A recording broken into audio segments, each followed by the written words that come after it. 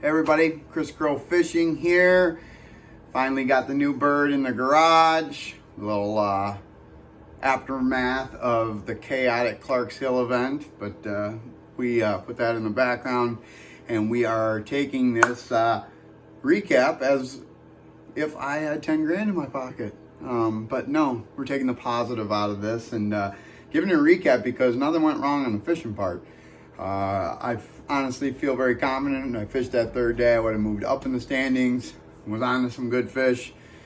Day two, I just, I don't know what happened. I got the weight that I thought I needed to get in and maybe slacked off a little. You'll see in one of the videos I'm going to post. I lost two fish that, one I saw really well, got them hung up on the end of the net, big spot, which is, don't ask me, this net thing is not good for me. But, and then the other, I was just cranking on, hooked up with a nice fish on the frit side and fought her for a while. And it felt like a heavier fish, but it also felt like it could have been foul hook. So we're not trying to toot anyone's horn here, but I can never get her to the surface, but who knows. And free spooling her and she pulled off.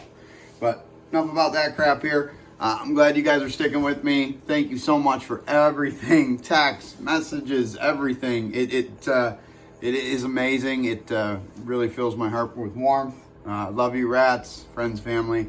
We are going to do Clark's Hill recap. Pretty simple 1-2 punch how I did things. Moved around quite a bit, but had kind of basically two patterns going here.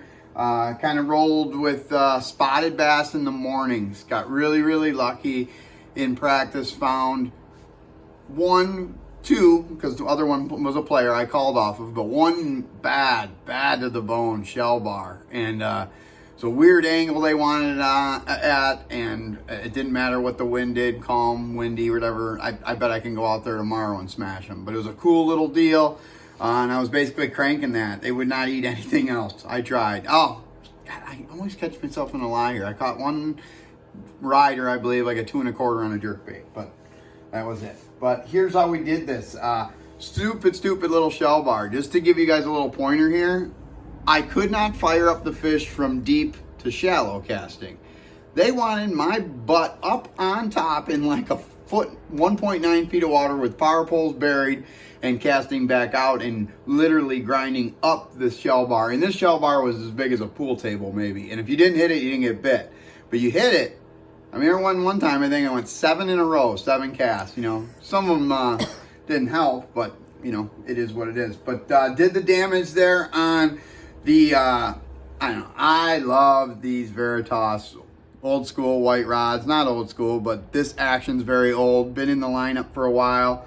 It's a 705 series, so it's a 7-foot moderate medium. This I love to throw crankbaits on. You know, any small crankbait, it is amazing. Even worked good up to, you know, not huge square bills. I got another rod I like for that, but you know, your normal size, you know, square bill type baits.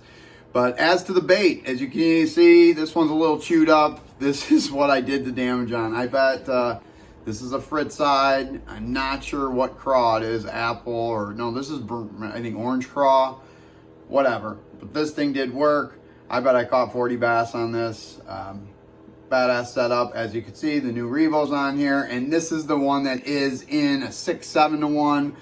I'm not a winch guy, but I don't want to go too fast with my square bills and frit size type crankbaits. But this was the deal. Guys, great price point on this rod. There's no reason why you shouldn't be buying this rod. You rarely lose fish on it. Only if you do dumb things and get them hooked in the net like I. But yes, this was the main weapon for the morning. Get myself 10 to 12 pounds, and then I'd get rolling and go bucket fishing. And here's where we went down with this.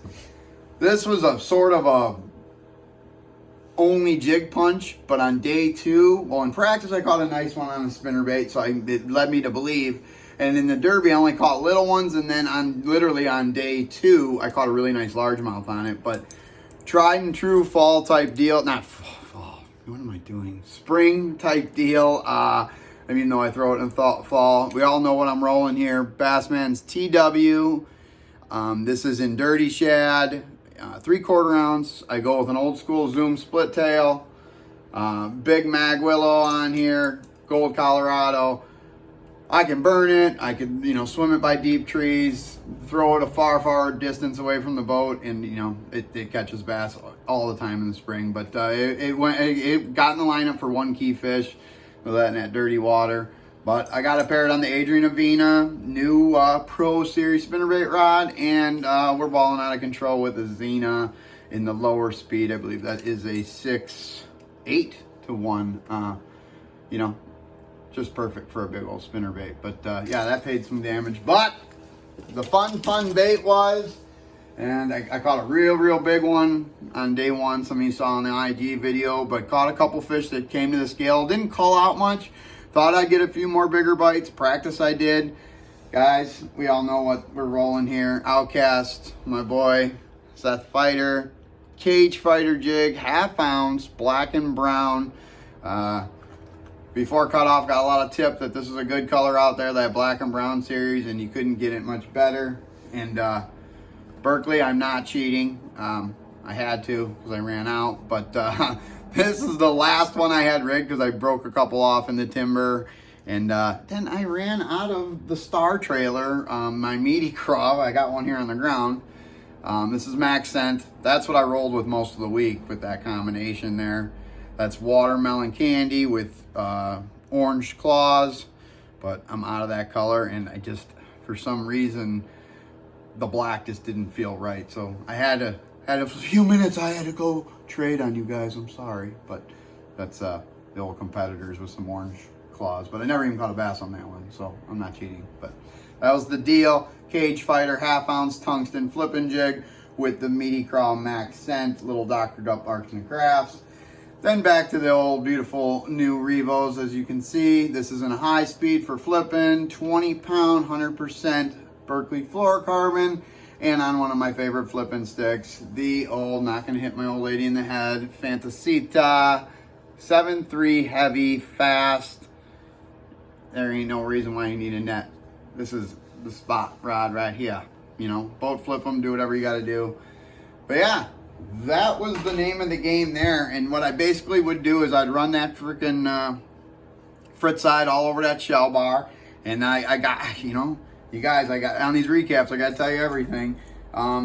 This is the bait that I found them on in practice. And in the tournament, it didn't really match rate. This is a bait they don't give too much credit in the Berkeley line. This is a Dredger 6.5. And I have no idea why they did not eat in the tournament. I was expecting more from it. I believe this is an apple craw. But this allowed me to find them in practice. But that fritz side, they just wore that thing out. I don't know if they just wanted it differently. I couldn't tell you, but if I knew fish, I would be making a whole lot more money at this sport. But yeah, I know. Brought that into the element, and then would be done about 10:30, and then I'd go ripping, and I would probably flip 100 logs. So I'd flip them with this Cage Fighter jig.